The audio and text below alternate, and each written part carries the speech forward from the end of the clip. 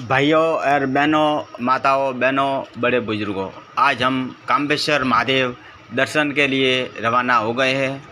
ये बहुत प्राकृतिक नज़ारा और अरावली की पहाड़ियों में, वादियों में काम्बेश्वर महादेव विराजमान हैं। आज जानेंगे काम्बेश्वर महादेव जी का पूरा इतिहास। उनका नाम काम्बेश्वर महादेव नाम कैसे पड़ा, इस प्रकार यहाँ के पूरे इतिहास के बारे में हम जानेंगे। हमारे YouTube चैनल में अगर आप गाइस नए हैं तो एक बार जुड़ जाइए और हमारे चैनल को सब्सक्राइब और शेयर करें। हम आपको पूरा लाइव भोलेनाथ का सीधा दर्शन करवाएंगे और आप दर्शन करके, नमन करके मन की मुराद इस वीडियो में भी मांग सकते हैं और आपकी इच्छा हो तो दर्शन करने के लिए भी जा सकते हैं। यहाँ पे हज़ारों सालों पहले भोलेनाथ एक पहाड़ में यहाँ विराजमान थे। उस समय यहाँ पे कोई सुविधा नहीं थी और बड़ी अंदर गुफा के अंदर भोलेनाथ विराजमान थे, तो लोगों का जो हाथ नहीं पहुँच पाता था और लोग अंदर मंदिर के अंदर नहीं पहुँच पाते थे। तो वहाँ पर केसर घिस करके भोलेनाथ को तिलक होता था, लेकिन तिलक भी अपने हाथ से नहीं कर पाते थे। बहुत गुफा में अंदर बैठे हुए थे और लोगों के हाथ वहाँ तक नहीं पहुँच पाते थे। उसमें पेड़ की किसी लंबी सी डाली लेके उस केसर के अंदर वो डाली डुबो करके भोलेनाथ को उस कामड़ी से तिलक करते थे भोलेनाथ को। इस प्रकार कामड़ी से तिलक हजारों सालों तक लोग करते रहे और कामड़ी से भोलेनाथ को तिलक करने से उनका नाम काम्बेश्वर महादेव पड़ा।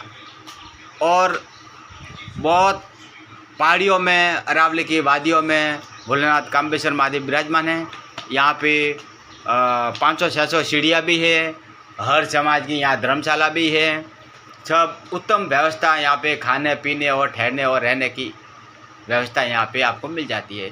बहुत बड़ा एक गार्डन भी है और मंदिर की साफ़ सफाई और रख रखाव और हर जगह नज़ारे में बहुत अच्छे ढंग से सुविधा मिलती है। यहाँ रीजनेबल रेट में भोजनशाला है, जो आपको कम से कम 30-35 रुपये में स्वादिष्ट और सात्विक भोजन मिलता है। कोई भी भाई बहन और कहीं भी दूर दराज से आने वाले यहाँ पे रह सकते हैं और खाना पीना खा के सो सकते हैं। सब सुविधा यहाँ पे उनको उत्तम व्यवस्था मिलती है। और हर समाज की यहाँ धर्मशाला है, तो वो यहाँ पे समूह लगन करते हैं और समूह लगन में कम खर्चे में अपने समाज जागरूक के रूप में लोग यहाँ अच्छी मिसाल पेश करते हैं। और भोलेनाथ का काफ़ी दूर दराज से लोग अपनी मन की मुरादें लेके आते हैं। किसी के जैसे लड़का नहीं हो, किसी की शादी नहीं हो, किसी के शरीर में कुछ पीड़ा हो, बीमारी हो, रोग हो, कई हॉस्पिटलों में ठीक नहीं होती हो, तो अपने इच्छा अनुसार यहाँ की अपनी बोलमा करके जाते हैं।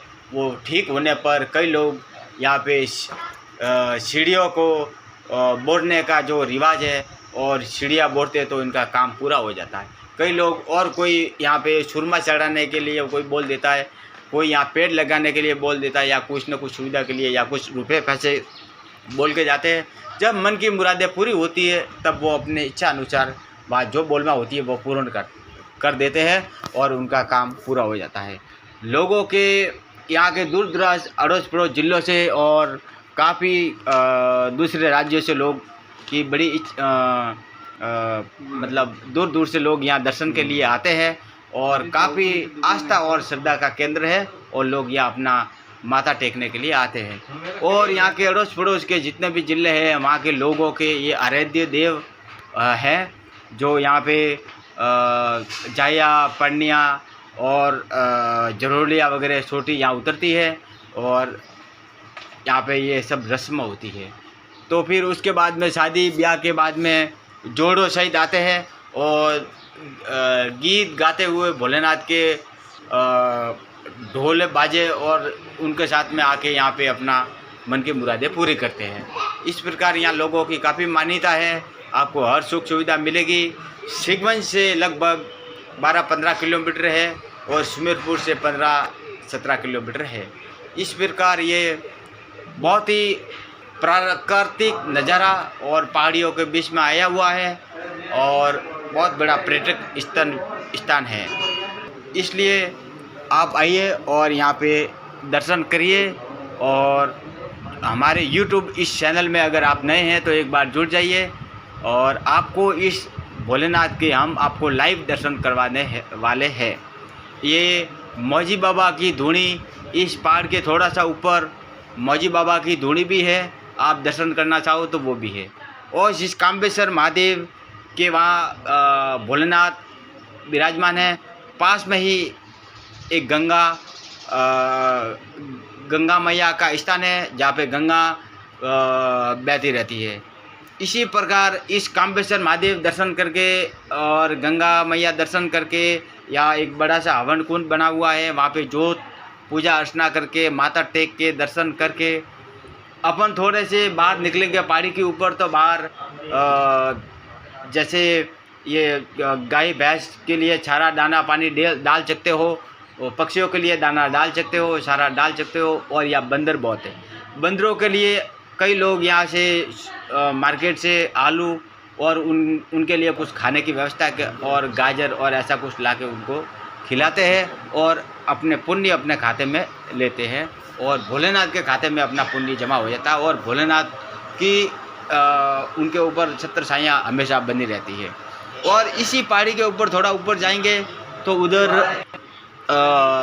श्री राम जी और ऐसे एक और मंदिर है पहाड़ी के ऊपर और एक बड़ा आश्रम सा है, वहाँ पे भी आप दर्शन करने जा सकते हो। वहाँ पे साधु महात्मा जी तप करते रहते हैं और पूरा नज़ारा आप अपने आँखों से देख सकते हो, बड़ा प्राकृतिक है। और इसके जस्ट बैक साइड में एक और भोलेनाथ का मंदिर है, उनका नाम काम्बेश्वर महादेव करके है।